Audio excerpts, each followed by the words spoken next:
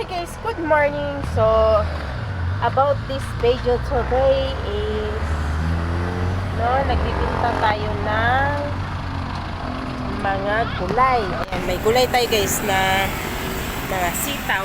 Ayan, may sitaw, upo. Yan lang yung ano namin ngayon available. Pa?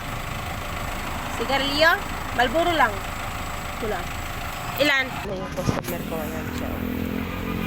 So, back tayo sa itong mga binibinta-binta ngayong araw. So, meron pa kami ding ubas ngayon. Ayan, ubas. 190 na lang ang kilo.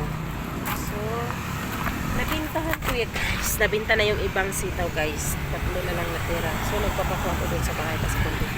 Ano lang namin, subok-subok lang namin ito eh. So, sa awa ng Diyos, may bumili.